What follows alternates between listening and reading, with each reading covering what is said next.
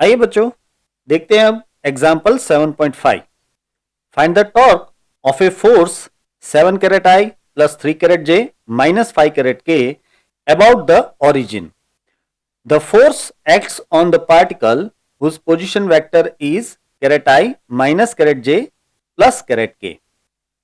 अच्छा, तो आपको यहाँ पे सबसे पहले तो फोर्स दे दिया है, force F equal to 7 caret I plus 3 caret J minus 5 caret K, और दूसरा पोजीशन वेक्टर दे दिया है, vector R equal to caret I minus caret J plus caret K।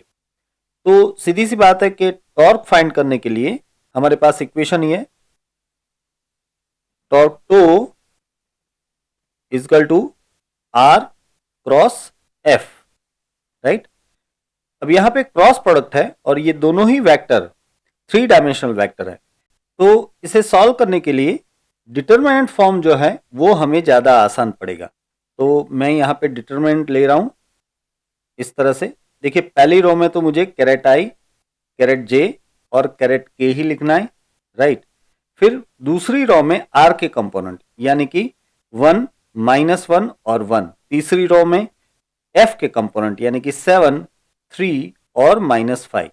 ठीक है, चलिए अब इसे सॉल्व करते हैं। तो टॉर्क टो इजकल टू हमें मिलेगा, देखिए सबसे पहले तो कैरेट आई और ब्रैकेट में इन दोनों का क्रॉस मल्टीप्लिकेशन यानी कि ये हो जाएगा +5 -3। तो मैं लिखता हूं यहाँ पे +5 -3। फिर लेना है हमें माइनस कैरेट जे, ऑलराइट, और ब्रैकेट में इन दोनों का क्रॉस मल्टीप्लिकेशन, तो ये हो जाता है -5 -7। तो मैं यहाँ पे लिखता हूं -5 -7। अब लेना है हमें प्लस कैरेट के। अब कैरेट के ब्रैकेट में इन दोनों का क्रॉस मल्टीप्लिकेशन यानी कि ये 3 और ये माइनस माइनस +7, तो यहां पे आएगा 3 + 7। ठीक है, तो अब इसे हम लिख सकते हैं टॉर्क टो इजकल टू, ये हो जाएगा 2 कैरेट आई, फिर ये माइनस माइनस प्लस हो जाएगा +12 कैरेट जे और +10 कैरेट के। तो ये हो गया भैया आपका टॉर्क का इक्वेशन और हमारा आंसर। अब देखते हैं example 7.6। Show that the angular momentum about any point of a single particle moving with constant velocity remains constant through out the motion. यानी कि आपको ऐसे कहा है कि अगर कोई सिंगल पार्टिकल कांस्टेंट वेलोसिटी से जा रहा है तो किसी भी पॉइंट के रिस्पेक्ट में उसकी जो एंगुलर मोमेंटम है वो हमेशा कांस्टेंट ही रहती है थ्रू आउट द मोशन। ऐसा प्रूव कर दो। अब इसके लिए हमें ये फिगर यूज करनी पड़ेगी। देखिए यहां पे ये एक पार्टिकल है जो कि कांस्टेंट वेलोसिटी v से ऐसे जा रहा है, मींस ये इसका पाथ है पूरा। ठीक है, इस पाथ पे ये पार्टिकल स्ट्रेट जा रहा है कांस्टेंट वेलोसिटी से, और ये है कोई रेफरेंस पॉइंट जिससे ये हमने ड्रॉ किया हुआ है इसका पोजीशन वेक्टर। मैं यहाँ पे लिख देता हूं, ये है पोजीशन वेक्टर, वेक्टर r। ठीक है, और यहाँ पे एक बात ऑब्वियस है कि अगर ये वेलोसिटी की डायरेक्शन है तो मोमेंटम की डायरेक्शन भी वही होगी, लीनियर मोमेंटम p की डायरेक्शन भी वही होगी, because p equal to mv। ठीक है, अब एक बात आप नोट कीजिए, यहाँ पे ये जो मैंने लाइन ड्रॉ की है ये वेलोसिटी v की लाइन ऑफ एक्शन है। वैसे इसको हम मोमेंटम p की भी लाइन ऑफ एक्शन कह सकते हैं, है ना। और ये जो डिस्टेंस है OM, ये इस लाइन ऑफ एक्शन का रेफरेंस पॉइंट O से परपेंडिकुलर डिस्टेंस है, या फिर हम कह सकते हैं कि मोमेंटम P का रेफरेंस पॉइंट O से परपेंडिकुलर डिस्टेंस है OM। ऑलराइट, अब हम एंगुलर मोमेंटम का इक्वेशन लेते हैं। देखिए आप जानते हैं कि angular momentum L equal to R cross P होता है, राइट। इसे हम मैग्नीट्यूड फॉर्म में ले लें तो ये L equal to R P sine theta हो जाएगा, और क्योंकि P इजकल टू mv है तो हम लिख सकते हैं R m v sign theta. ठीक है, अब मैं इस इक्वेशन को ऐसे भी लिख सकता हूं, L equal to m v and R sine theta. ठीक है। अब जरा इस फिगर को देखिए, देखिए ये है पोजीशन वेक्टर आर, तो इसकी डायरेक्शन ऐसे आगे की ओर होगी। मैं इसे ड्रॉ कर देता हूं, इस तरह से ये हो जाएगी पोजीशन वेक्टर आर की डायरेक्शन। अब पोजीशन वेक्टर आर के साथ वेलोसिटी वेक्टर वी एंगल बना रहा है थीटा, तो ऑब्वियस सी बात है कि यहां भी हो जाएगा एंगल थीटा, राइट। फिर से कह रहा हूं, ये है पोजीशन वेक्टर आर की डायरेक्शन और ये है वेलोसिटी वी की डायरेक्शन, तो ये हो गया दोनों के बीच का एंगल थीटा, तो यहां भी मिलेगा आपको एंगल थीटा। अब ये बन रहा है एक राइट एंगल ट्राइंगल, जिसमें ये है एंगल और ये है उसकी अपोजिट साइड और ये है हाइपोटेनियस।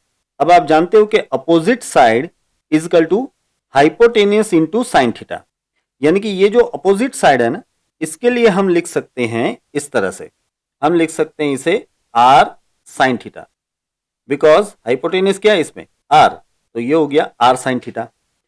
तो इसका मतलब ये जो ओ एम है वो है दरअसल आर साइन थीटा, तो यहां पे आर साइन थीटा की जगह पे मैं लिख देता हूं ओ एम। तो अब इक्वेशन बन जाएगा इस तरह से m v and o m, ठीक है। अब आप समझिए, देखिए यहां पे m यानी कि मास कांस्टेंट है, v वेलोसिटी ये आपको कह दिया कि कांस्टेंट है, और om ये om भी कांस्टेंट रहेगा। समझिए, ये पार्टिकल चाहे यहां पे हो या यहां पे हो या यहां पे हो, यहां पे हो, कहीं भी हो, इसकी लाइन ऑफ एक्शन तो यही रहेगी, है ना। पार्टिकल चाहे कहीं भी जाए, ये कांस्टेंट वेलोसिटी से जा रहा है तो इसकी लाइन ऑफ एक्शन तो यही रहेगी। इसका मतलब ये हुआ कि ये om डिस्टेंस कभी भी बदलेगा ही नहीं, तो OM भी कांस्टेंट है। तो इन शॉर्ट ये L पूरा कांस्टेंट आ रहा है। तो अब हम कह सकते हैं कि angular momentum L remains constant, और यही है हमारा answer, angular momentum L is constant. अब देखते हैं example 7.7, show that moment of a couple does not depend on the point about which you take the moments. यहां पे मोमेंट ऑफ कपल यानी कि कपल ऑफ फोर्स जो होता है, कपल ऑफ फोर्स यानी कि जब दो फोर्सेस सेम मैग्नीट्यूड के अपोजिट डायरेक्शन में लगते हैं और उनकी लाइन ऑफ एक्शन सेम नहीं होती है, तब जो बनता है उसे कपल ऑफ फोर्सेस कहते हैं या फिर शॉर्ट में कपल कहते हैं। तो इस कपल का मोमेंट यानी कि दरअसल उसका टॉर्क, कपल का मोमेंट यानी कि ये दोनों ही फोर्स का टोटल टॉर्क, वो उस पॉइंट के ऊपर डिपेंड नहीं करता है जिस पॉइंट के रिस्पेक्ट में आपने मोमेंट ली थी। ऐसा आपको प्रूव करना है। अब इसके लिए सबसे पहले तो हम एक ऑब्जेक्ट ऐसा सोच लेते हैं, ठीक है। अब इस ऑब्जेक्ट में मैं रैंडमली दो पॉइंट चूज कर लेता हूं। ये पहला है पॉइंट ए और दूसरा है पॉइंट बी, राइट। और इन दोनों ही पॉइंट पे अपोजिट डायरेक्शन में सेम मैग्नीट्यूड का और जो कोलिनियर ना हो इस तरह का फोर्स लग रहा है। देखिए, अब देख पा रहे हो कि यहां पे एक फोर्स लग रहा है, उसके बिल्कुल अपोजिट डायरेक्शन में ये फोर्स लग रहा है और दोनों ही कोलिनियर नहीं है। अब इस फोर्स को मैं नाम दे देता हूं F, और यहां पे ये जो फोर्स है इसे मैं नाम दे देता हूं -F, राइट। अब हम कोई भी एक रेफरेंस पॉइंट चूज कर लेते हैं, मानिए कि ये रेफरेंस पॉइंट है।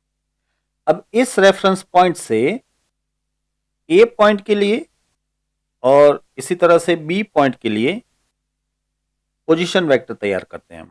मैं जरा इसे ठीक कर लेता हूं इस तरह से। चलिए, ये हो गए दो पोजीशन वेक्टर,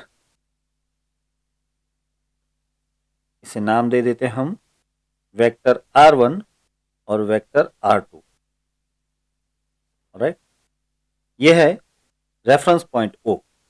तो रेफरेंस पॉइंट से ये पोजीशन वेक्टर R1 और R2 हो गए। अब सवाल ये पूछा है कि यहां पे ये जो कपल बन रहा है, कपल ऑफ फोर्स जो बन रहा है, उसका मोमेंट ये O पॉइंट के ऊपर डिपेंड नहीं करता है, ऐसा प्रूव करो। यानी कि O पॉइंट यहां पे रखो या यहां पे रखो, कहीं भी रखो, उससे कोई फर्क नहीं पड़ता है, ऐसा प्रूव करो। अब पहले तो मोमेंट ऑफ कपल यानी कि sum of the moments of two forces producing this couple, है ना। मोमेंट ऑफ कपल यानी कि ये जो कपल प्रोड्यूस करने में जो दो फोर्सेस लग रहे हैं उनके मोमेंट्स यानी कि उनके टॉर्क्स। तो इन शॉर्ट हमें टोटल टॉर्क लेना है। तो total torque tau is equal to हम लिख सकते हैं tau one plus tau two, right. ये vector tau is equal to tau one plus tau two. अब देखिए टो वन के लिए इक्वेशन रेडी है, r one cross minus f, है ना, जिसका पोजीशन वेक्टर आर वन है उस पॉइंट पे माइनस एफ फोर्स लग रहा है, plus R two cross F जिसका पोजीशन वेक्टर आर टू है उस पॉइंट के ऊपर एफ फोर्स लग रहा है। तो अब हम लिख सकते हैं इस तरह से R two minus R one cross F, right. ये हो गया total torque, R two minus R one into bracket and cross F. अब यहां पे ये R two minus R one क्या है वो इस फिगर में देखते हैं। देखिए अगर मैं ए से लेके बी तक ऐसे एक वेक्टर ड्रॉ करूं तो आप ध्यान से देखिए कि ये बन रहा है पहला वेक्टर, ये बन रहा है दूसरा वेक्टर और ये बन रहा है रिजल्टेंट वेक्टर। इन दोनों वेक्टर का एडिशन होके ये रिजल्टेंट बन रहा है, राइट। तो इसका मतलब मैं लिख सकता हूं that here vector O A plus vector A B is equal to vector O B. सही है। अब यहां पे वेक्टर ओ ए यानी वेक्टर आर वन है प्लस ये vector A B equal to vector O B यानी वेक्टर आर टू है ही, ठीक है। तो हम कह सकते हैं कि R two minus R one is nothing but vector A B, ठीक है। तो अब मैं इस टॉर्क के इक्वेशन में आगे लिख सकता हूं that torque tau is equal to vector A B cross F, right. अब यहां पे देखिए ये ए बी जो है वेक्टर वो तो इस ऑब्जेक्ट के अंदर दो जो पॉइंट हमने चूज किए उसके बीच का वेक्टर है। अब ये एक रिजिड बॉडी है, राइट। और रिजिड बॉडी में एज पर डेफिनेशन किसी भी दो पॉइंट के बीच का डिस्टेंस या डायमेंशन चेंज नहीं होता है। इसका मतलब ये हुआ कि यहां पे ये दो पॉइंट के बीच में ए बी वेक्टर जो है उसकी ना तो डायरेक्शन चेंज होगी और ना ही उसके बीच का डिस्टेंस चेंज होगा, यानी कि ए बी वेक्टर कांस्टेंट रहेगा। अब समझिए अगर मैं ये ओ पॉइंट यानी कि जो रेफरेंस पॉइंट है वो यहां से शिफ्ट करके यहां पे भी ले लूं तो यहां से हो जाएगा वेक्टर आर वन और यहां से हो जाएगा vector R two, but A B को कोई फर्क नहीं पड़ेगा, इस वेक्टर ए बी को कोई फर्क नहीं पड़ेगा। इसका मतलब कि आप ये रेफरेंस पॉइंट जो है वो चाहे कहीं भी रख लो, इसमें वेक्टर ए बी को कोई फर्क नहीं पड़ेगा, तो टॉर्क में कोई फर्क नहीं पड़ेगा। इसका मतलब ये हुआ कि यहां पे मोमेंट ऑफ कपल जो है वो उस पॉइंट पे डिपेंड नहीं कर रहा है जिसकी रिस्पेक्ट में आपने मोमेंट लिया है। इस पॉइंट ओ पे मोमेंट ऑफ कपल डिपेंड नहीं कर रहा है। तो अब हम कह सकते हैं thus the moment of couple is independent of the point about which we took the moment, right? अब देखते हैं example 7.8। A metal bar 70 centimeter long and 4 kg in mass supported on two knife edge placed at 10 centimeter from each end. A 6 kg load is suspended at 30 centimeter from one end. Find the reactions at the knife edges. Assume the bar to be of uniform cross section and homogeneous. देखिए ये है यहां पे एक rod A B जो कि आपको कहा है कि 70 सेंटीमीटर लॉन्ग है और इसका मास है 4 kg और इसके दोनों एंड से 10 सेंटीमीटर अंदर यहां पे और यहां से भी 10 सेंटीमीटर अंदर यहां पे दो नाइफ एजेस रखे हुए हैं।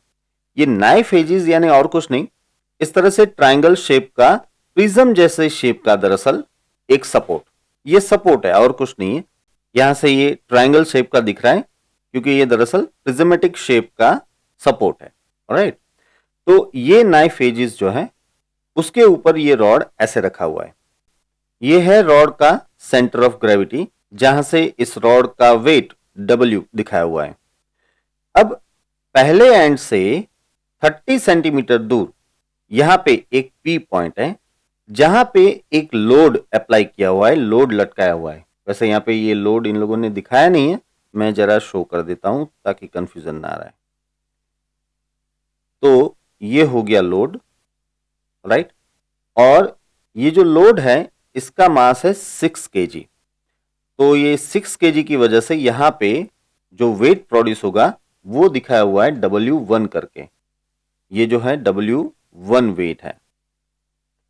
अब यहां पे इस रॉड के ऊपर जो W वेट लग रहा है और ये जो लोड लटका है उसकी वजह से जो W1 वेट लग रहा है, उन दोनों की वजह से ये रॉड इन नाइफ एजेस के ऊपर एक्शन फोर्स अप्लाई करेगा। तो अब ये नाइफ एजेस रॉड के ऊपर रिएक्शन फोर्स प्रोड्यूस करेंगी। तो अब यहां पे नाइफ एज K1 से रॉड के ऊपर जो रिएक्शन फोर्स लग रहा है वो है R1, और नाइफ एज K2 से जो रॉड के ऊपर रिएक्शन फोर्स लग रहा है वो है R2। तो ये R1 और R2 हमें फाइंड करने हैं। अब सबसे पहले इस रॉड के मास को हम कह देते हैं M, और यहां पे ये जो लोड अप्लाई किया हुआ है इसका मास कह देते हैं हम M1।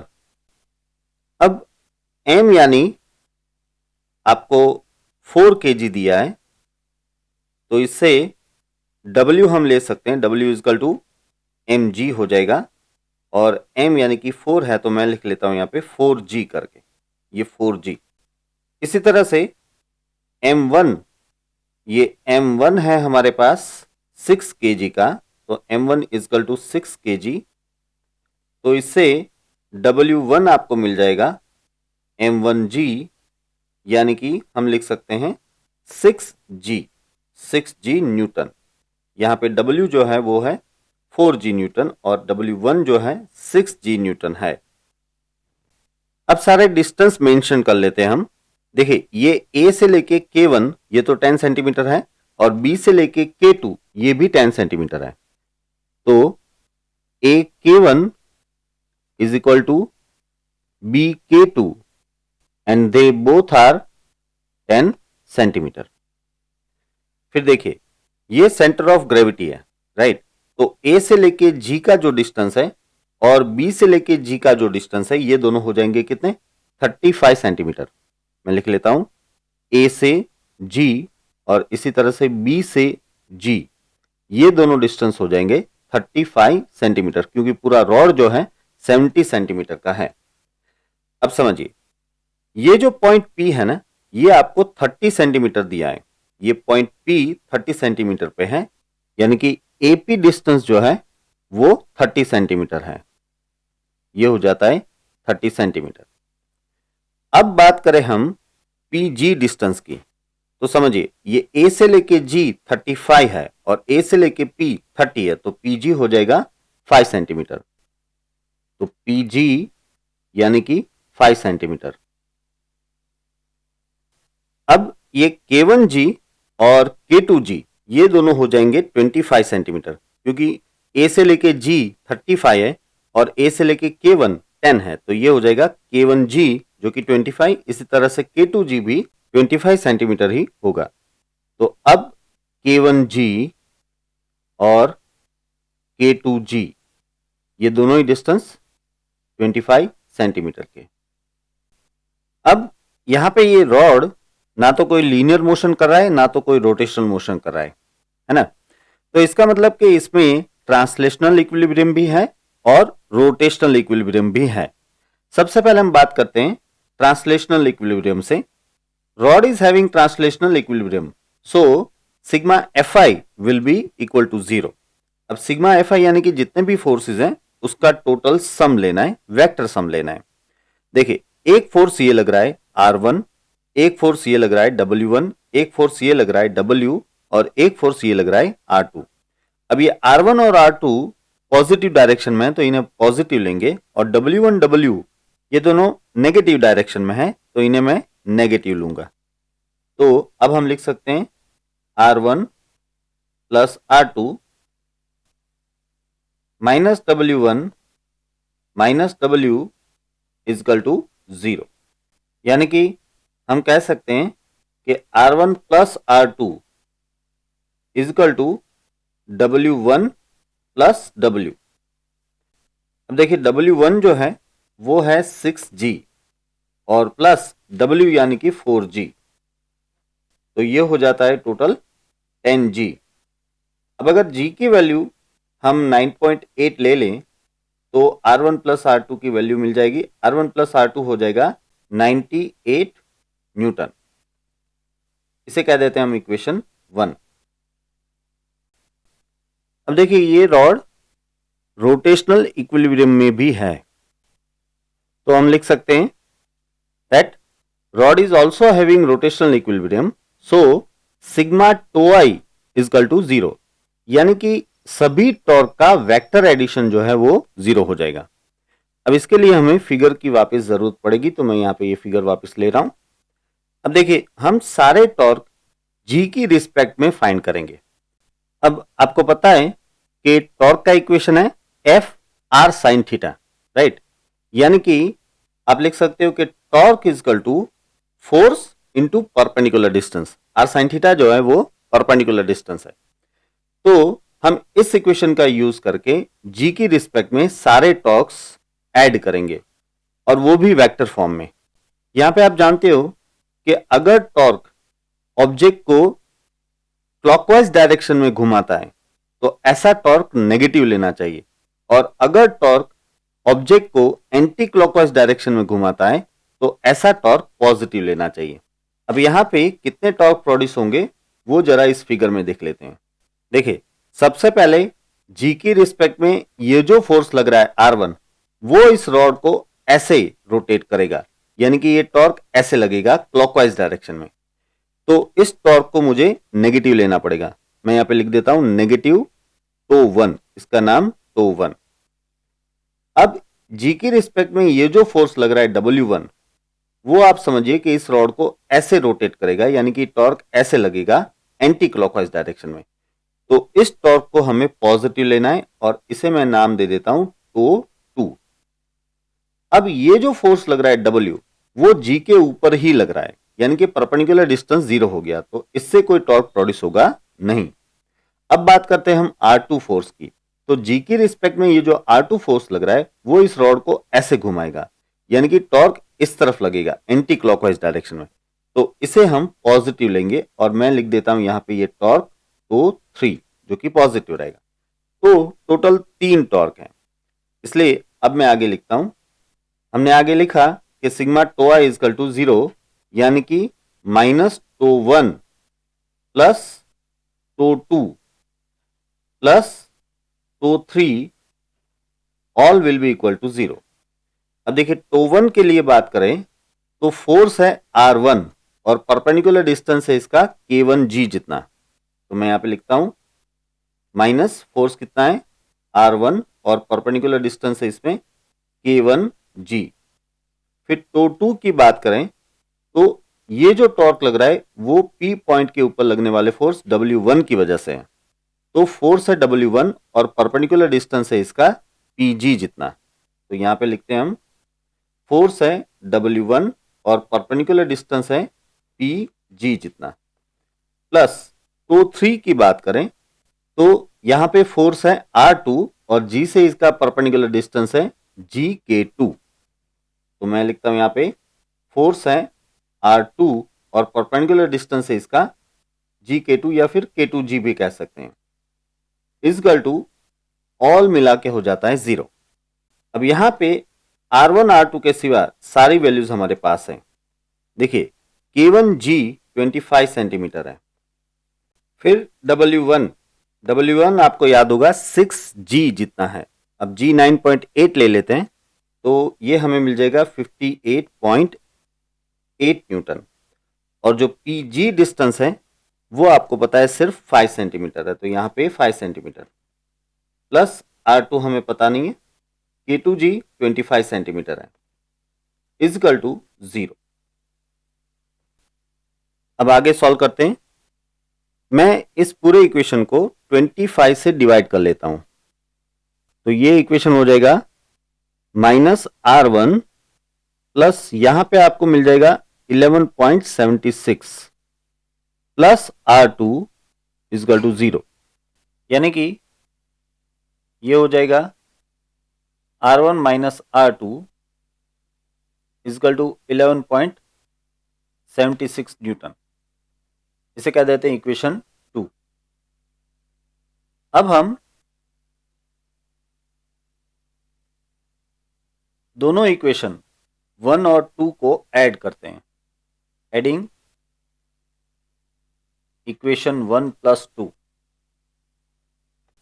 अब देखिए, पहले तो इक्वेशन 1 ये है, R1 plus R2 equal to 98, ठीक है। और इक्वेशन 2 हमारे पास है R1 minus R2 equal to 11.76। अब इन दोनों इक्वेशन को हम ऐड करेंगे तो R2 तो कैंसिल हो जाएगा और यहाँ पे मिलेगा 2R1 इजकल टू 109.76, राइट। तो इसमें से आपको R1 की वैल्यू मिल जाएगी, R1 मिल जाएगा आपको 54.88 न्यूटन। ये हो गया पहला रिएक्शन फोर्स, यानी कि हमारे लिए हमारा पहला आंसर। मैं ब्रैकेट कर देता हूं। अब हमें पता है कि R1 plus R2 equal to 98 newton है, राइट। तो इसमें से हम R2 इजकल टू लिख सकते हैं 98 माइनस R1, और यहाँ पे 98 माइनस R1 यानी कि 54.88 जो है, ये सब्ट्रैक्ट कर लेते हैं हम, तो हमें R2 की वैल्यू मिल जाएगी 43.12 न्यूटन।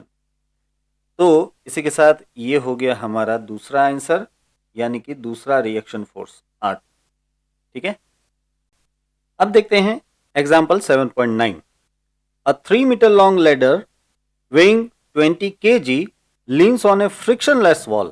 ये इंपॉर्टेंट है, frictionless wall. Its feet rest on a floor 1 meter from the wall as shown in the figure. देखिए, ये है वॉल जो कि फ्रिक्शनलेस है, और ये है बॉटम यानी कि फ्लोर, और ये है लैडर। मैं यहाँ पे इस लैडर को जरा अलग कलर से दिखा देता हूँ आपको। ये होगी लैडर इस तरह से, ये आप देख रहे हो कि वॉल के ऊपर ऐसे लीन की हुई है, ठीक है। अब find the reaction force of wall and the floor. आपको यहाँ पे यानी कि फ्लोर पे और यहाँ पे यानी कि वॉल पे जो रिएक्शन फोर्स मिलेगा वो आपको फाइंड करना है। अब देखिए, सबसे पहले तो ये सरफेस जो है फ्रिक्शनलेस नहीं है, ठीक है। तो यहाँ पे ये रिएक्शन फोर्स ऐसे आएगा, ये जो F2 है वो है रिएक्शन फोर्स। ये थोड़ा सा ऐसे क्रॉस में आएगा, बिल्कुल परपेंडिकुलर नहीं आएगा, क्योंकि यहाँ पे इस रिएक्शन फोर्स के दो कंपोनेंट हो जाएंगे। एक होगा ये परपेंडिकुलर फोर्स यानी कि नॉर्मल फोर्स, और एक हो जाएगा ये फ्रिक्शन फोर्स। ये फ्रिक्शन फोर्स दरअसल स्मॉल f लिखना चाहिए, मैं यहाँ पे लिख देता हूँ स्मॉल f, फ्रिक्शन का स्मॉल f, ठीक है। और ये जो वॉल है वो फ्रिक्शनलेस है, तो इसमें जो रिएक्शन फोर्स लगेगा वो सीधा परपेंडिकुलर ही आएगा, इसमें कोई फ्रिक्शन विक्शन नहीं है। तो इसमें जो नॉर्मल फोर्स है वही रिएक्शन फोर्स है, तो ये रिएक्शन फोर्स हो गया F1, ऑलराइट। तो ये दोनों F1 और F2 हमें फाइंड करने। अच्छा, ये लेडर आपको 3 मीटर की दे दी है, और यहाँ पे वॉल से इस लेडर के बॉटम पॉइंट का डिस्टेंस 1 मीटर है, और यहाँ पे ये बन रहा है एक राइट एंगल ट्राइंगल, ठीक है। और इसमें ये 3 मीटर है और ये 1 मीटर है, तो ऑब्वियसली ये आप फाइंड कर सकते हो। मैं यहाँ पे लिख देता हूँ कि ये जो BC है, ये BC हम पाइथागोरस से फाइंड कर सकते हैं। BC will be equal to under root of hypotenuse square that means 3 square minus other side square that is 1 square. तो इस तरह से BC आपको मिल जाएगा अंडर रूट 8 यानी कि 2 रूट 2, ये हो जाता है 2 रूट 2। तो यहाँ पे ये BC इजकल टू 2√2 लिखा ही हुआ है।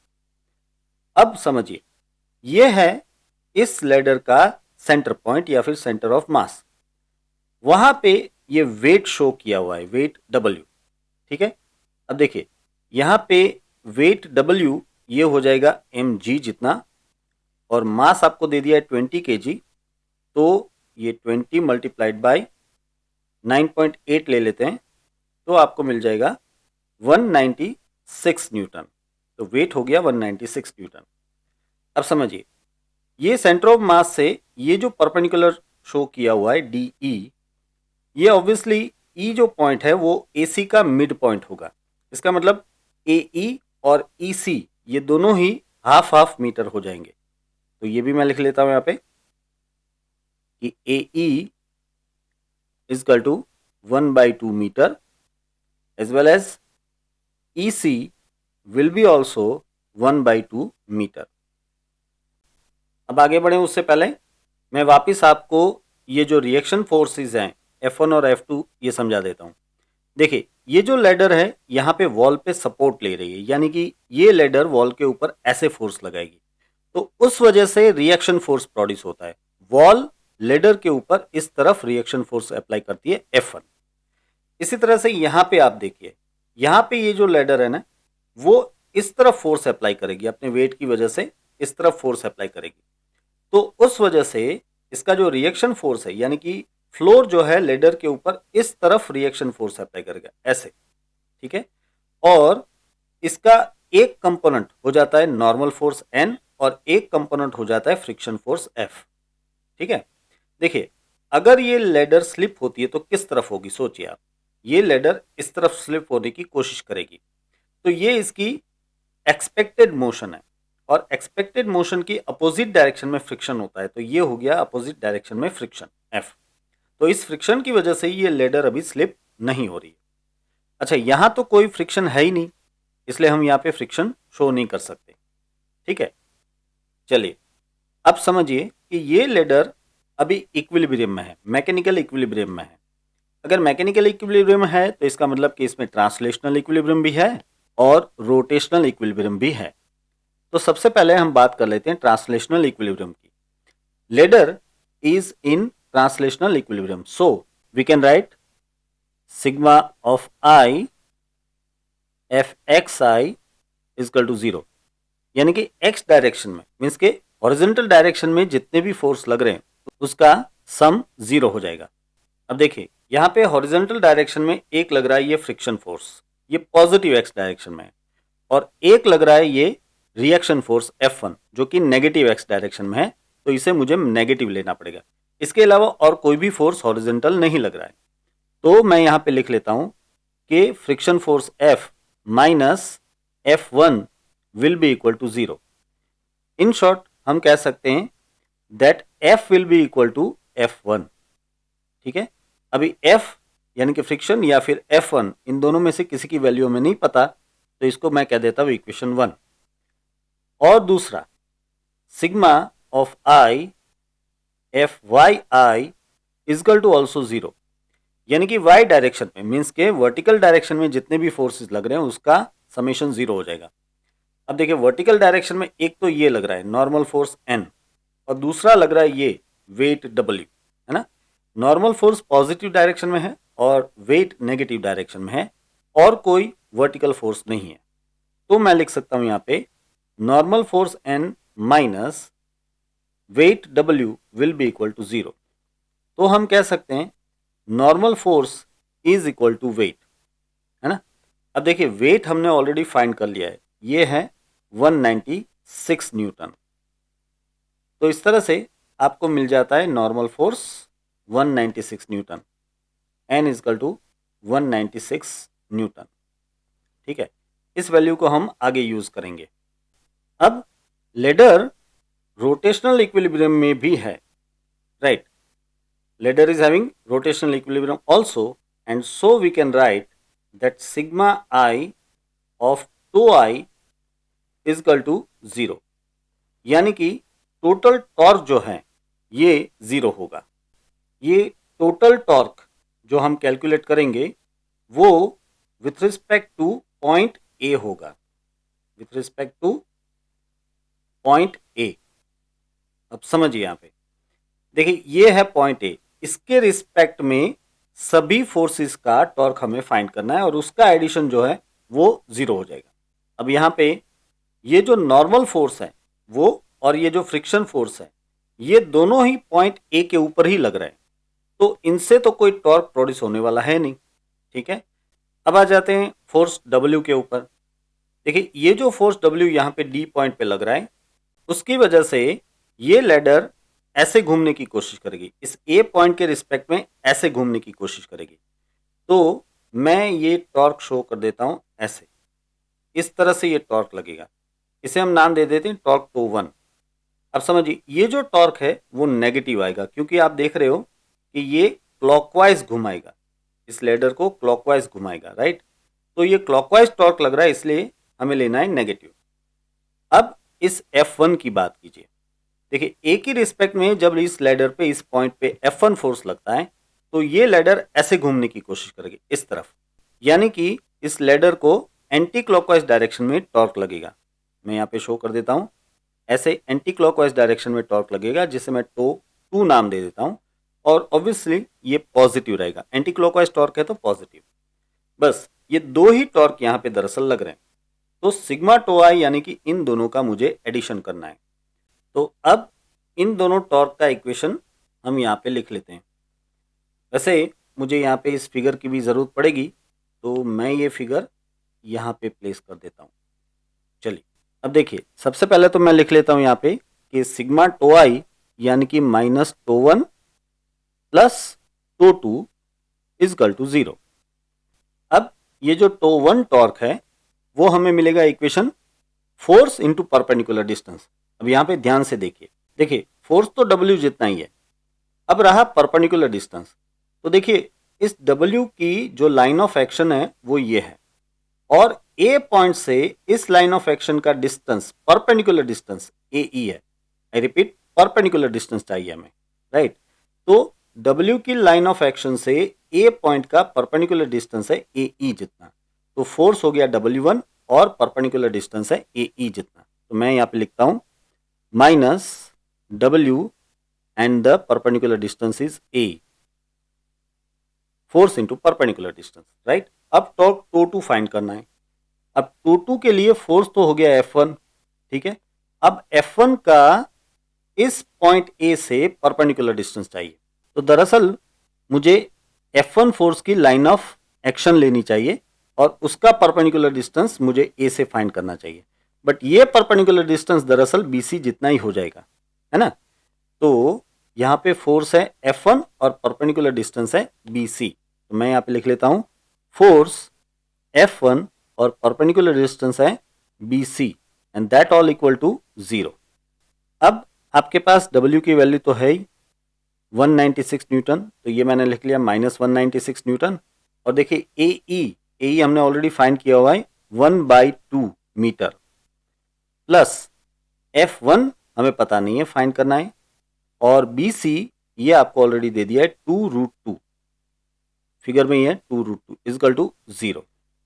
अब इसमें से अगर हम F1 को सब्जेक्ट बना लें तो देखिए ये इक्वेशन ऐसे हो जाएगा, यहाँ पे न्यूमरेटर में आपको मिल जाएगा 196 और डिनोमिनेटर में ये हो जाएगा 4√2, राइट। इसे सॉल्व कर लीजिए तो आपको F1 की क्लियर कट वैल्यू मिल जाएगी और वो मिलेगी 34.6 न्यूटन, ठीक है। तो ये हो गया पहला रिएक्शन फोर्स, यानी कि हमारा पहला आंसर। इसे हम ब्रैकेट कर लेते हैं इस तरह से। अब इक्वेशन 1 में हमने कहा था कि भाई small F, friction force small F equal to F1, but F1 is 34.6 newton. तो इसका मतलब ये हुआ कि friction force small F is also 34.6 newton, है ना। This is as per equation 1। अब हमारे पास नॉर्मल फोर्स भी है और ये फ्रिक्शन फोर्स भी है, तो अब यहाँ पे फिगर में देखिए आपको F2 मिल सकता है। देखिए इस रिएक्शन फोर्स F2 के दो कंपोनेंट हैं, नॉर्मल फोर्स N और फ्रिक्शन फोर्स स्मॉल f। तो सीधी सी बात है कि हम यहाँ पे रिएक्शन फोर्स F2 का इक्वेशन इस तरह से बना सकते हैं, F2 will be equal to under root of n square plus friction force small f square. चलिए अब तो सिर्फ वैल्यूज पुटअप करनी है हमें। n यानी कि नॉर्मल फोर्स जो कि है 196 न्यूटन, तो ये हो गया 196 का स्क्वायर, और F यानी कि फ्रिक्शन फोर्स जो कि है 34.6 न्यूटन, तो उसका भी यहाँ पे ले लीजिए स्क्वायर। अब इसे सॉल्व करेंगे तो आपको F2 मिल जाएगा 199 न्यूटन। चलिए तो ये आ गया आपका दूसरा रिएक्शन फोर्स, यानी कि दूसरा answer F2 is equal to 199 Newton. तो इस तरह से वैसे ये न्यूमेरिकल तो हमारा पूरा हो ही गया, लेकिन अगर आपको मांगा हो कि इस लेडर का इंक्लिनेशन कितना है, मीन्स के उसका जो एंगल है यहाँ पे अल्फा हम कह दें, तो वो अल्फा कितना है वो अगर फाइंड करना हो तो आप समझिए आपके पास ऐसे हैं नॉर्मल फोर्स और ऐसे हैं फ्रिक्शन फोर्स, राइट। मैं लिख देता हूँ यहाँ पे, ये है नॉर्मल फोर्स और ये है फ्रिक्शन फोर्स स्मॉल एफ, ठीक है। ये है पॉइंट ए, और यहाँ से हम शो कर सकते हैं रिएक्शन फोर्स इस तरह से, ठीक है। ये है reaction force that is F2 और ये है एंगल अल्फा। तो सीधी सी बात है कि यहाँ पे इक्वेशन आ जाएगा tan alpha equal to opposite side that will be n upon adjacent side that will be f। तो यहाँ से अल्फा फाइंड कर सकते हैं, alpha will be equal to tan inverse n upon f। But देखिए n यानी कि normal force 196 Newton था और f यानी कि फ्रिक्शन फोर्स 34.6 न्यूटन था, ठीक है। इसे सॉल्व करेंगे हम तो हमें अल्फा एंगल मिल जाएगा अप्रोक्सीमेटली 80 डिग्री, राइट। तो ये अल्फा यानी कि इस लेडर का इंक्लिनेशन जो है वो 80 डिग्री होगा, ये भी हमें यहाँ से मिल जाता है। तो इसी के साथ बच्चों ये लेक्चर मैं यहाँ पे समाप्त करता हूँ। आशा है कि आपको सारे न्यूमेरिकल समझ में आए होंगे, और साथ ही बता दूं कि इन सारे न्यूमेरिकल्स के क्वेश्चन आंसर्स की पीडीएफ की लिंक मैंने डिस्क्रिप्शन में रख दी है, आप उसे डाउनलोड करके उसमें से डिटेल में लिख सकते हैं, ठीक है। So here with Anshuman Valdania signing off, take care.